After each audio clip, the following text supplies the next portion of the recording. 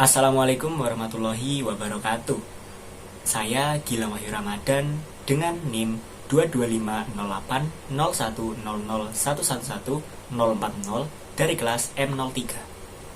Pada kesempatan kali ini, saya akan menjelaskan mengenai pengertian DNA, RNA, dan dogma sentral. Baik, untuk pokok bahasan yang pertama, yakni DNA. Pada kesempatan kali ini, saya akan membahas tentang pengertian DNA, struktur DNA, rantai helix ganda, pasangan basa, nukleotida dan nukleosida, ikatan fosfodiester, dan juga macam-macam DNA. Baik, untuk pembahasan yang pertama, yakni pengertian DNA. Deoksiribonukleik asid atau yang disebut dengan DNA merupakan makromolekul berupa benang sangat panjang yang terbentuk dari sejumlah besar deoksiribonukleotida yang masing-masing tersusun dari satu basa, satu gula, dan satu gugus fosfat. Apabila kita diibaratkan suatu tubuh, maka DNA dapat diartikan sebagai otak yang dapat mengatur segala proses di dalam tubuh. Di samping itu, DNA juga mempunyai peran penting dalam pewarisan sifat. DNA merupakan suatu senyawa kimia yang penting pada makhluk hidup. Tugas utamanya membawa materi genetik dari suatu generasi ke generasi berikutnya. DNA juga merupakan senyawa polinukleotida yang membawa sifat-sifat keturunan yang khas pada kromosom. Lalu pembahasan yang selanjutnya yakni mengenai struktur DNA helix ganda. Diawali dengan pada tahun 1953, penelitian kristalografik dengan sinar X oleh James Walton dan Friedrich Crick mengungkapkan struktur 3 dimensi DNA dan segera menyimpulkan replikasinya dengan ciri-ciri penting model DNA mereka adalah yang pertama, dua rantai helix polinukleotida melingkar mengelilingi satu sumbu, kedua rantai memiliki arah yang berlawanan pada gambar 3.4. Lalu yang kedua, basa purin dan pirimidin terdapat di bagian dalam helix, sedangkan unit-unit fosfat dan deoksiribosa terdapat di bagian luar. Bidang-bidang biasa tegak lurus terhadap sumbu helix. Bidang-bidang gula hampir tegak lurus terhadap bidang biasa. Yang ketiga, kedua rantai saling berhubungan melalui ikatan hidrogen antara pasangan-pasangan basa. Adenin selalu berpasangan dengan timin. Guanin selalu berpasangan dengan sitosin. Urutan basa sepanjang rantai polinukleotida tidak dibatasi dengan cara apapun. Urutan tepat basa-basa itu mengandung informasi genetik. Lalu yang terakhir, diameter helix adalah 20A. Jarak antara basa yang bersebelahan ialah 3,4A. Pada proses helix dengan sudut rotasi sebesar 36 derajat, dengan demikian pula putaran helix berulang setelah 10 residu pada setiap rantai, yaitu sebesar 3,4A interval. Lalu untuk yang selanjutnya, terdapat pasangan basa. Dari penelitian mereka, dapat disimpulkan bahwa aspek yang paling penting pada DNA helix ganda adalah pasangan basa yang spesifik. Watson dan Crick menyimpulkan bahwa adenin harus berpasangan dengan timin dan guanin dengan sitosin karena faktor-faktor sterik ikatan hidrogen. Atom-atom hidrogen dalam basa purin dan pirimidin mempunyai posisi yang sudah tertentu. Adenin tidak dapat berpasangan dengan sitosin karena akan terdapat dua hidrogen di dekat salah satu tempat pengikatan dan tidak ada hidrogen di tempat yang lainnya. Adenin membentuk dua ikatan hidrogen dengan timin, sedangkan guanin membentuk tiga ikatan hidrogen dengan sitosin. Daya tarik antara kedua pasangan yang paling kuat pada orientasi dan jarak ikatan hidrogen. Lalu, seperti pada gambar, adenin dan guanin merupakan basa nitrogen jenis purin, sedangkan sitosin dan timin serta urasil adalah derivat pirimidin. Ada 4 basa nitrogen yang merupakan unit pembentukan DNA, yaitu adenin, guanin, sitosin, dan juga timin. Adenin dan guanin merupakan basa nitrogen jenis purin, sedangkan sitosin, timin, dan urasil adalah derivat dari pirimidin. Lalu pembahasan yang selanjutnya yaitu nukleotida dan nukleosida. Nukleotida ini merupakan monomer asam nukleat atau building block memiliki banyak fungsi dalam metabolisme seluler. Sebagai konstituen asam nukleat, deoksiribonukleik asid atau DNA, nukleotida berfungsi sebagai gudang informasi genetik. Nukleotida memiliki 3 karakteristik komponen, yaitu basa nitrogen heterosilik, gula pentosa, dan gugus fosfat. Nukleosida. Nukleosida merupakan molekul nukleotida yang gugus fosfatnya mengalami hidrolisis.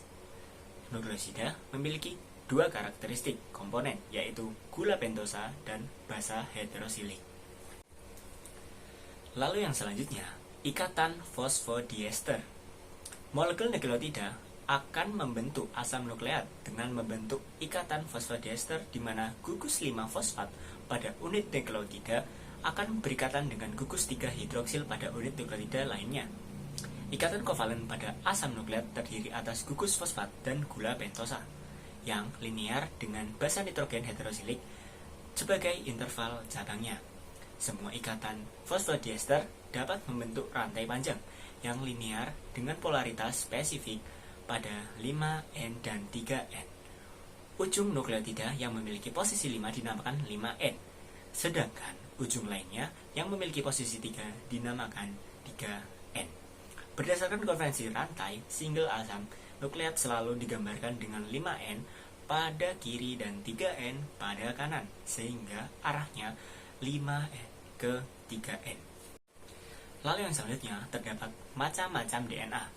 Berdasarkan bentuknya, terdapat 3 jenis DNA, yaitu DNA A yang berperan sebagai proses replikasi, DNA B yang berperan sebagai proses transkripsi dan translasi, serta DNA Z yang berperan dalam proses transkripsi. Selain itu, tipe DNA ada dalam sel dapat dibagi menjadi 2, yaitu DNA autosomal dan DNA mitokondria. Perbedaannya adalah DNA autosomal berperan dalam pewarisan sifat berada pada inti sel, sedangkan DNA mitokondria berperan dalam proses metabolisme dalam mitokondria tersebut. Lalu, pokok bahasan selanjutnya yakni RNA. Pada RNA, kita akan membahas yang pertama, pengertian RNA, yang kedua ada pasangan basa dan gula pentogen, yang ketiga ada nukleotida, dan yang keempat ada macam-macam RNA. Pengertian RNA. Singkatnya, RNA terdiri dari unit-unit mononukleotida yang disebut asam ribonukleat atau RNA. Rantai polinukleotida yang berupa pita tunggal adalah RNA. RNA tersusun atas molekul gula ribosa, gugus fosfat, dan basa nitrogen. RNA memiliki struktur yang mirip dengan DNA, tetapi memiliki 2 perbedaan. Pertama, molekul RNA mengandung gula ribosa, di mana karbon nomor 2 berikatan dengan gugus hidroksil, sedangkan pada struktur DNA gugus hidroksil tersebut diganti dengan atom hidrogen. Kedua, molekul RNA mengandung basa nitrogen urasil, sedangkan DNA mengandung timin. Jika struktur 3 dimensi DNA selain double helix, maka struktur RNA adalah rantai tunggal. RNA dapat dihidrolisis oleh alkali menjadi 2N, 3N, diester siklik mononukleotida. Lalu yang selanjutnya yaitu nukleotida, gula pentosa, dan basa nitrogen. Untuk fungsi nukleotida pada RNA sama halnya dengan yang terjadi dengan DNA. Pada penyusun nukleotida memiliki perbedaan, yaitu pada basa-basa nitrogen dan gula pentosa RNA, pembentuk RNA yaitu adenin, guanin, sitosin, dan urasil. Pada gula pentosa, penyusun nukleotida ini berupa ribosa. Dapat disaksikan dengan gambar di samping dan di sebelah saya ini. Lalu, terdapat macam-macam RNA. Yang pertama, RNA atau messenger RNA merupakan asam nukleat yang berbentuk pita tunggal dan merupakan RNA terbesar atau terpanjang yang bertindak sebagai pola cetakan pembentuk polipeptida. Fungsi utama mRNA adalah pembawa kode-kode genetik dari DNA dan ribosom. mRNA juga berfungsi sebagai cetakan dalam sintesis protein. Lalu yang kedua, RNA transfer atau tRNA merupakan RNA terpendek yang bertindak sebagai penerjemah kodon dari mRNA. Selain itu, tRNA berfungsi mengikat asam-asam amino yang akan disusun menjadi protein dan mengangkat ke ribosom. Pada tRNA, terdapat bagian yang berhubungan dengan kodon yang disebut dengan antikodon dan bagian yang berfungsi sebagai pengikat asam amino. Yang terakhir, ada RNA ribosom atau rRNA, merupakan RNA dengan jumlah terbanyak dan penyusun ribosom. RNA ini berperan sebagai berupa pita tunggal tidak bercabang dan fleksibel. Lebih dari 80% RNA merupakan rRNA. Fungsi RNA ini sampai sekarang masih belum banyak diketahui, tetapi diduga memiliki peran penting dalam proses sintesis protein. Lalu yang selanjutnya terdapat perbedaan DNA dan RNA. Yang pertama, DNA. Rantai polinukleotidanya memiliki bentuk double helix yang terdiri dari dua rantai yang saling berpilin. Lalu, pada RNA, rantai polinukleotidanya terdiri atas satu rantai atau helix tunggal. Rantai nukleotida yang jauh lebih pendek jika dibandingkan dengan rantai DNA. Pada DNA, ditemukan dalam nukleus atau inti sel dan juga di dalam cairan inti sel atau nukleosid. Lalu, pada RNA, ditemukan dalam sitoplasma sel, nukleus, dan ribosom.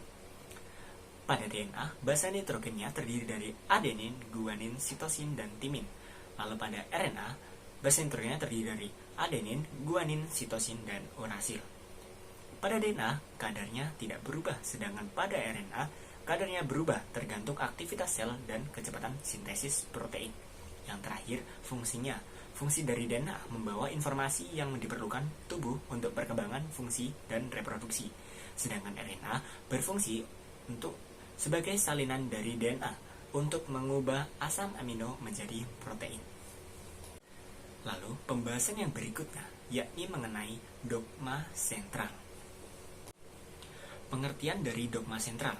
Dogma sentral sendiri pada biologi molekuler menjelaskan mengenai aliran informasi genetik dari DNA menjadi RNA untuk membuat suatu produk fungsional, yaitu protein.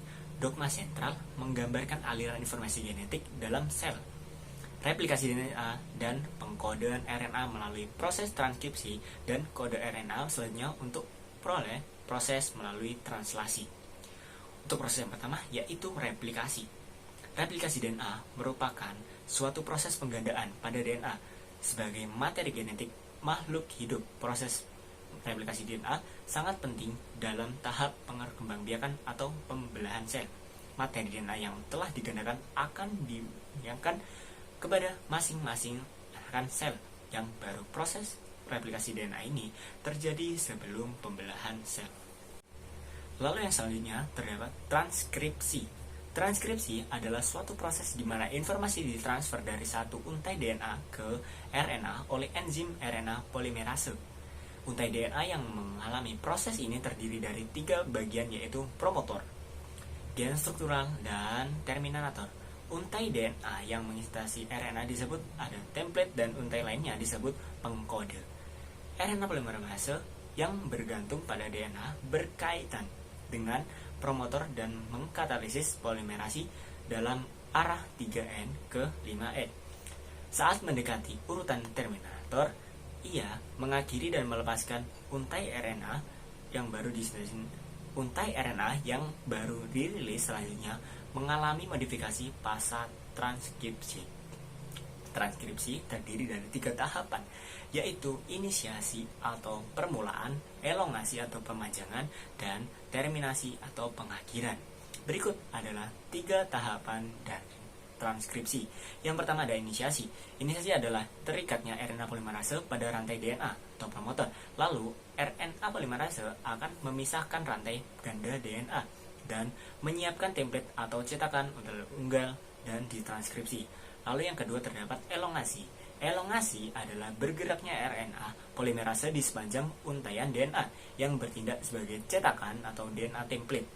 RNA polimerase kemudian akan membentuk molekul RNA menjadi salah satu untaian RNA. Lalu ada terminasi. Terminasi adalah tanda bahwa proses transkripsi lain telah selesai. RNA polimerase akan melepaskan hasil transkripsi dari RNA. Lalu selanjutnya terdapat translasi. Translasi merupakan suatu proses di mana RNA mengkode protein tertentu. Ini adalah proses aktif yang membutuhkan energi. Energi ini disediakan oleh molekul tRNA bermuatan. Ribosom memulai proses translasi. Ribosom terdiri dari subunit yang lebih besar dan subunit yang lebih kecil. Subunit yang lebih besar pada gilirannya terdiri dari dua molekul tRNA yang ditempatkan cukup dekat sehingga ikatan pada tidak dapat terbentuk dengan menggambarkan energi yang cukup. mRNA memasuki subunit yang lebih kecil yang kemudian dipegang oleh molekul tRNA dari kodon komplementer yang ada di subunit yang lebih besar. Jadi, dua kolom dipegang oleh dua molekul RNA yang ditempatkan berdekatan satu sama lain dan ikatan peptida terbentuk di antara keduanya. Saat proses ini berulang, rantai panjang polipeptida asam amino disintesis. Baik, berikut merupakan presentasi saya mengenai pengertian RNA dan juga dogma sentral. Apabila ada salah, mohon dimaafkan. Kurang lebihnya mohon maaf. Wassalamualaikum warahmatullahi wabarakatuh.